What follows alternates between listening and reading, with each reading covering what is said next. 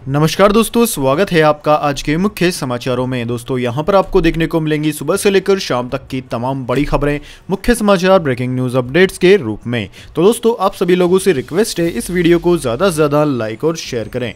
तो दोस्तों सीधे चलते हैं आज की पहली बड़ी खबर की ओर। किसान आंदोलन, किसान नेता सरकार से फिर बात करने को हुए तैयार, 29 दिसंबर के लिए भेजा प्रस्ताव। जी हां दोस्तों, 3 कृषि कानूनों के खिलाफ करीब 1 महीने से लगातार चल रहे किसान आंदोलन में एक नया डेवलपमेंट है।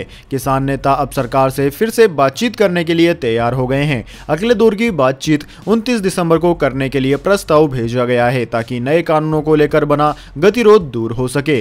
पीटीआई की खबर के मुताबिक कृषि कानूनों के खिलाफ दिल्ली की अलग अलग बॉर्डर पर प्रदर्शन कर रहे 40 किसान यूनियनों के मुख्य संगठन संयुक्त किसान मोर्चा की एक मीटिंग में यह फैसला लिया गया है। किसान नेताओं ने संवाददाता सम्मेलन को संबोधित करते हुए यह स्पष्ट किया है कि तीनों कृषि कानूनों को निरस्त करने के तौर तरीके के साथ ही न्यूनतम समर्थन मूल्य के लिए गारंटी का मुद्दा सरकार के साथ बातचीत के एजेंडे में शामिल होना चाहिए। किसान नेता दर्शनपाल सिंह ने कहा कि यह भी तय किया गया है कि नए कृषि कानूनों के खिलाफ 30 दिसंबर को किसान कुंडली पानेसर पल्लवल राजमार्ग पर ट्रैक्टर मार्च का आयोजन करेंगे। इसके बाद दोस्तों अगली बड़ी खबर, भूख से तड़पेगा पाकिस्तान, 30 रुपए का एक अंडा हुआ 104 रुपए किलो है चीनी और अदरक है 1000 रुपए के पार। जी हां दोस्तों, रिकॉर्ड महंगाई, कर्ज की मार, चरमराई अर्थव्यवस्था और भूख से बिलखता हुआ कुछ ऐसा है इमरान खान के नए पाकिस्तान का हाल। जी हां दोस्तों, करीब 25% से ज्यादा आबादी गरीबी रेखा से नीचे है। इस महामारी की मार और ठंड का कहर इन सबसे अलग महंगाई की चोट है। एक अंडे की कीमत जहां 30 रुपए है, वहीं चीनी का दाम 104 रुपए प्रति किलो है। साथ ही अदरक का दाम तो 1000 रुपए किलो तक पहुंच गया है। यह सब उसी पाकिस्तान में है जहां इमरान खान जरूरी चीजों के दाम कम करने के नाम पर अपनी पीठ थपथपाते हैं, लेकिन असलियत कोसों दूर है। महंगाई ने सारे रिकॉर्ड पाकिस्तान में तोड़ दिए हैं। इसके बाद दोस्तों अगली बड़ी खबर, बिखर रहा है भाजपा का कुनबा, कृषि कानूनों के विरोध में एक और दल ने छोड़ा एनडीए का साथ। जी हां दोस्तों, कृषि कानूनों के विरोध में अकाली दल के बाद अब एक और पार्टी ने एनडीए से नाता तोड़ लिया है। राजस्थान की राष्ट्रीय लोकतांत्रिक पार्टी आरएलपी ने राष्ट्रीय जनतांत्रिक गठबंधन एनडीए से अलग होने का ऐलान कर दिया है। पार्टी के संयोजक और राजस्थान के नागौर से सांसद हनुमान बेनीवाल ने इससे पहले किसानों के आंदोलन का समर्थन करते हुए 3 संसदीय समितियों से इस्तीफा दे दिया था। अलवर जिले के शाहजहांपुर में किसान रैली को संबोधित करते हुए बेनीवाल ने कहा कि मैं राजग के साथ फेविकोल से नहीं चिपका हुआ हूं, आज मैं खुद को राजग से अलग करता हूं। बेनीवाल ने विवादास्पद कृषि कानूनों के विरोध में शुक्रवार को किसानों के समर्थन में दिल्ली कूच का ऐलान किया था। आरएलपी प्रमुख हनुमान बेनीवाल ने एनडीए से अलग होने के बाद कहा कि वह कांग्रेस से गठबंधन नहीं करने जा रहे हैं। बेनीवाल ने कहा कि मैंने कृषि कानूनों के विरोध में एनडीए छोड़ा है, ये कानून किसान विरोधी है। मैंने एनडीए छोड़ दिया है लेकिन कांग्रेस के साथ गठबंधन नहीं करेंगे। इसके बाद दोस्तों अगली बड़ी खबर, किसान नेता राकेश टिकैत को मिली जान से मारने की धमकी, जांच में जुटी पुलिस। जी हां दोस्तों, कृषि कानूनों के खिलाफ दिल्ली बॉर्डर पर किसानों का आंदोलन जारी है। इसी बीच शनिवार को भारतीय किसान यूनियन के नेता राकेश टिकैत को एक अज्ञात व्यक्ति द्वारा जान से मारने की धमकी दी गई, जिसके बाद राकेश टिकैत के सहायक अर्जुन बालिया ने थाना कौशाम्बी में इसकी तहरीर दी है। फिलहाल पुलिस ने मुकदमा दर्ज कर मामले की जांच शुरू कर दी है। किसान नेता राकेश टिकैत के मुताबिक बिहार से एक फोन आया था जिसमें कहा गया कि हथियारों की जरूरत है क्या, बताओ कितने हथियार भिजवाने हैं, तुम्हें मारने का प्लान है। हालांकि हमने गाजियाबाद के कप्तान को तहरीर दी है, पुलिस जांच कर रही है। वहीं दोस्तों इंदिरापुरम सीओ के अनुसार मुकदमा दर्ज कर लिया गया है और आरोपी की गिरफ्तारी के लिए टीम का गठन भी कर दिया गया है। इसके बाद दोस्तों अगली बड़ी खबर, नेपाल की राजनीतिक संकट के बीच पीएम केपी शर्मा ओली ने की संसद के उच्च सदन का शीतकालीन सत्र बुलाने की सिफारिश। जी हां दोस्तों, बड़ी खबर है नेपाल से। नेपाल में राजनीतिक संकट के बीच प्रधानमंत्री केपी शर्मा ओली के नेतृत्व वाली सरकार ने राष्ट्रपति से 1 जनवरी को संसद के उच्च सदन का शीतकालीन सत्र बुलाने की सिफारिश की है। इससे पहले प्रधानमंत्री ओली की सिफारिश पर पिछले रविवार को राष्ट्रीय विद्या देवी भंडारी ने प्रतिनिधि सभा को भंग किए जाने और मध्यावधि चुनाव की तारीखों की घोषणा की थी। इस घोषणा के बाद नेपाल में राजनीतिक संकट गहरा गया है। इसके बाद दोस्तों अगली बड़ी खबर, दिल्ली पुलिस जवानों को इस महामारी वैक्सीन लगाने की तैयारी में जुटी, सभी को मोबाइल नंबर अपडेट करने के दिए निर्देश। जी हां दोस्तों, दिल्ली पुलिस के अधिकारियों और जवानों के लिए इस महामारी वैक्सीन लगाने की तैयारी शुरू कर दी गई है। दिल्ली पुलिस ने पूरी फोर्स के तमाम रैंक के अधिकारियों और जवानों को निर्देश दिया है कि वे अपना नया मोबाइल नंबर अपडेट करा ले। इसके साथ ही नंबर अपडेट कराने का काम 3 जनवरी 2021 तक पूरा करने के निर्देश भी दे दिए गए हैं। दोस्तों आपकी जानकारी के लिए बता दें, दिल्ली में करीब 1 लाख पुलिस के अधिकारी और जवान हैं जिन्हें वैक्सीन दी जाएगी। दिल्ली पुलिस के स्पेशल सीपी ऑपरेशन मुक्तेश चंद्र के मुताबिक इस महामारी वैक्सीन के लगाने के दिन, तारीख और वक्त की सूचना महकमे में के तमाम पुलिसकर्मी और अधिकारियों को उनके मोबाइल फोन पर SMS के जरिए बताई जाएंगी। इसके बाद दोस्तों अगली बड़ी खबर, WHO ने कहा यूरोप के 8 देशों में पाया गया इस महामारी का नया स्ट्रेन। जी हां दोस्तों, इस महामारी के नए स्ट्रेन से पूरी दुनिया दहशत में है, मगर WHO यानी कि वर्ल्ड हेल्थ ऑर्गेनाइजेशन की माने तो अब तक इस महामारी वायरस का नया स्ट्रेन 8 यूरोपीय देशों में पाया गया है।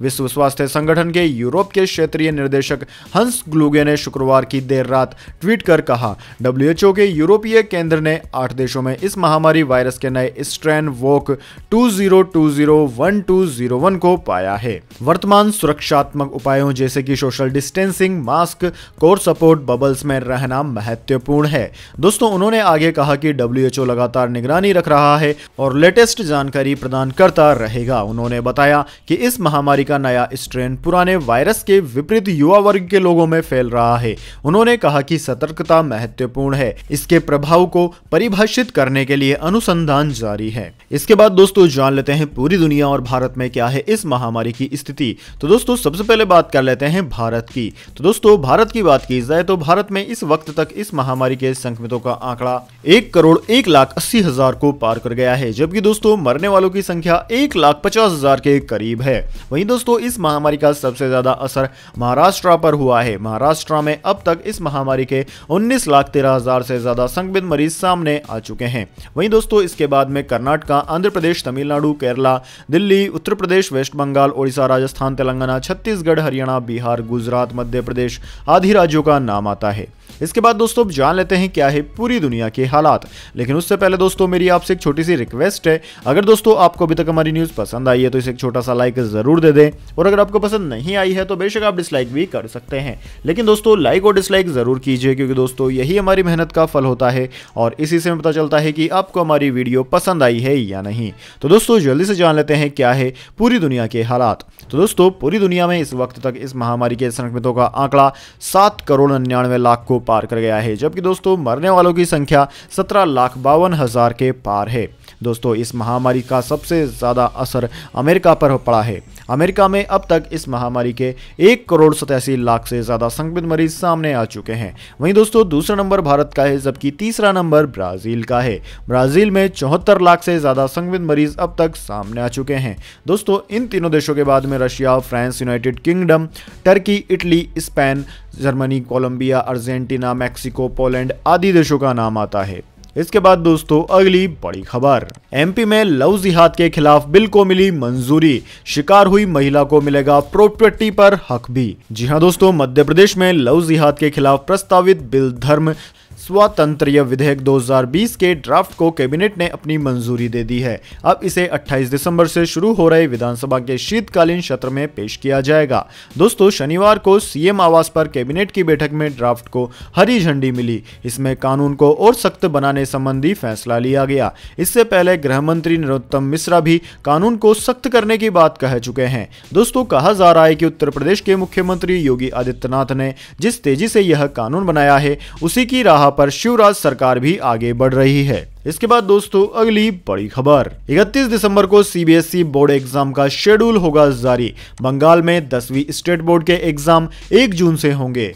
जी हां दोस्तों, इस महामारी वैक्सीन की आहट के बीच केंद्रीय शिक्षा मंत्री रमेश पोखरियाल निशंक ने शनिवार को बड़ा ऐलान किया। उन्होंने कहा कि अगले साल होने वाली CBSE बोर्ड परीक्षाओं की डेट शीट 31 दिसंबर को जारी कर दी जाएगी। सोशल मीडिया पर उन्होंने यह जानकारी शेयर की। वहीं दोस्तों इसी बीच पश्चिम बंगाल सरकार ने 10वीं राज्य बोर्ड परीक्षा परीक्षा की तारीख का ऐलान कर दिया है। इस बार ये 1 जून से शुरू होकर 10 जून तक आयोजित की जाएगी। राज्य सरकार ने कहा कि एग्जाम के दौरान इस महामारी के प्रोटोकॉल का सख्ती से पालन किया जाएगा। इसके बाद दोस्तों अगली बड़ी खबर, दूसरा test match. Boxing day test match में 5वीं बार ऑस्ट्रेलिया पहले ही दिन हुआ ऑल आउट। पहली पारी में भारत 159 रन से पीछे। जी हां दोस्तों, मेलबोर्न में खेले जा रहे बॉक्सिंग डे टेस्ट मैच में पहला दिन खत्म होने तक भारतीय टीम ने 1 विकेट गंवाकर 36 रन बना लिए हैं। साथ ही दोस्तों ऑस्ट्रेलिया टीम पहली पारी में 195 रन पर समेट गई। इस लिहाज से टीम ने 159 रन की बढ़त बना ली है। फिलहाल शुभमन गिल 28 रन बनाकर क्रीज पर हैं और चेतेश्वर पुजारा 7 रन बनाकर नाबाद है। वहीं दोस्तों इससे पहले ऑस्ट्रेलिया की टीम खेलने उतरी और 195 रन पर सिमट गई। भारत की ओर से सर्वाधिक 4 विकेट जसप्रीत बुमराह ने लिए। इसके बाद में रविंद्र चंद्र अश्विन ने 3 विकेट लिए। वहीं मैच का डेब्यू करने वाले मोहम्मद सिराज को 2 विकेट मिले। इसके बाद दोस्तों अगली बड़ी खबर, प्रधानमंत्री नरेंद्र मोदी ने राहुल गांधी पर किया वार। कहा, दिल्ली में बैठे कुछ लोग मुझे लोकतंत्र का पाठ पढ़ाने की कोशिश कर रहे हैं। जी हां दोस्तों, प्रधानमंत्री नरेंद्र मोदी ने कांग्रेस के पूर्व अध्यक्ष राहुल गांधी पर निशाना साधते हुए कहा कि दिल्ली में कुछ लोग मुझे लोकतंत्र सिखाने की कोशिश कर रहे हैं।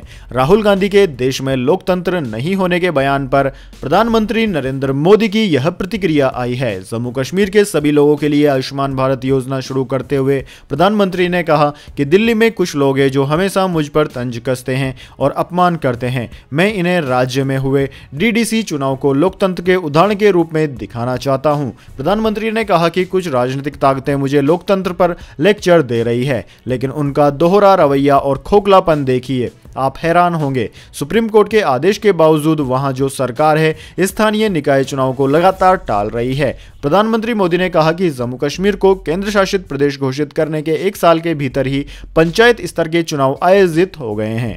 इसके बाद दोस्तों अगली बड़ी खबर, मौसम समाचार। जानिए अगले 24 घंटे और पिछले 24 घंटे के मौसम समाचार। तो दोस्तों सबसे पहले बात कर लेते हैं बीते 24 घंटों की। तो दोस्तों बीते 24 घंटों के दौरान लक्षद्वीप के ऊपर कुछ भारी बारिश के साथ हल्की से मध्यम बारिश हुई है।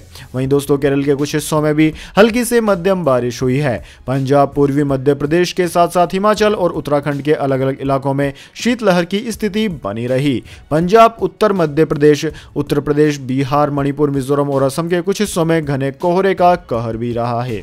वहीं दोस्तों आगामी 24 घंटे के दौरान अंडमान व निकोबार द्वीप समूह में हल्की से मध्यम बारिश के साथ 1-2 स्थानों पर भारी बारिश हो सकती है। केरल और लक्षद्वीप क्षेत्र में भी हल्की से मध्यम बारिश होने की संभावना है।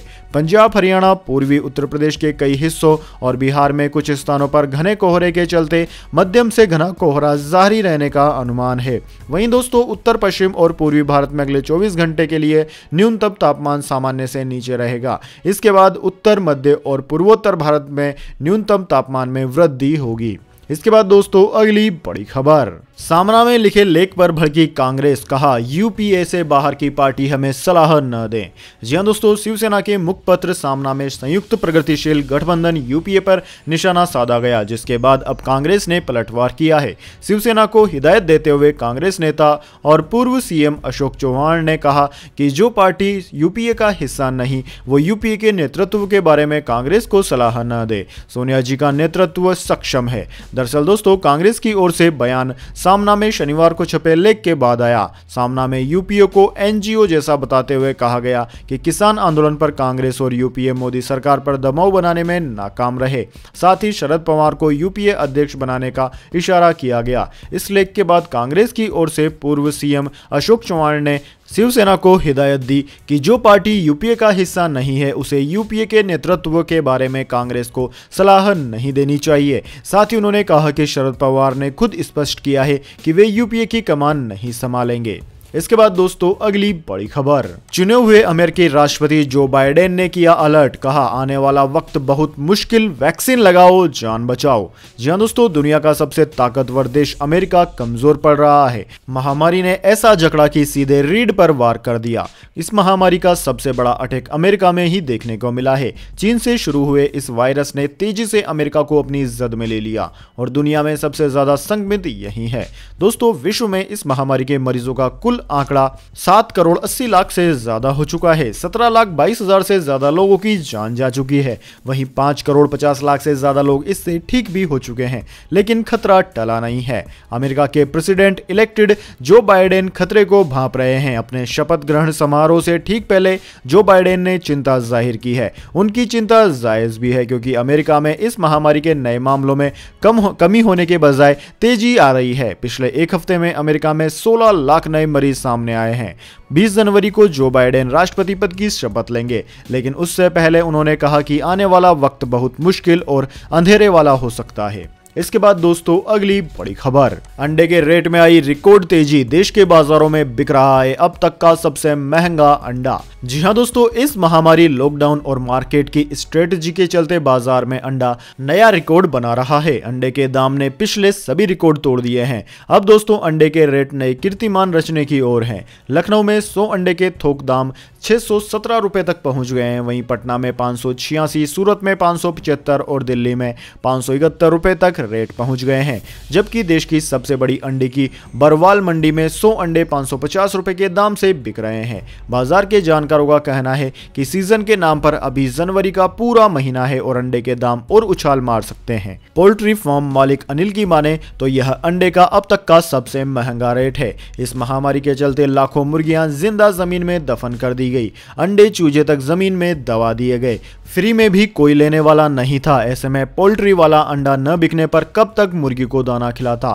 फिर ट्रांसपोर्ट बंद होने से दाना भी नहीं मिल रहा था, जो था वह भी बहुत महंगा था। 60% करीब मुर्गियां इस महामारी लॉकडाउन के दौरान मार दी गई। अब अंडा देने वाली मुर्गियां कम है और अंडे की डिमांड ज्यादा है। ऐसे में दाम बढ़ना तो तय है। तो दोस्तों यह थी आज की तमाम बड़ी खबरें। इसके बाद में दोस्तों बारी आती है आज के माइंड क्यूज क्वेश्चन की। जी हाँ दोस्तों, एक आसान से सवाल का जवाब देकर आप जीत सकते हैं एक अमेजिंग सरप्राइज गिफ्ट हमारे यूट्यूब चैनल की ओर से। तो दोस्तों आज का सवाल आपकी स्क्रीन पर आ चुका है।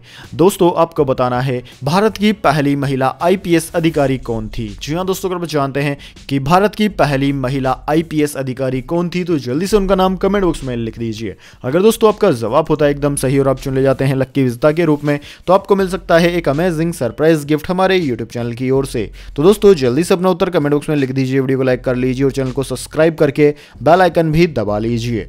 धन्यवाद। वंदे मातरम। जय हिंद, जय भारत।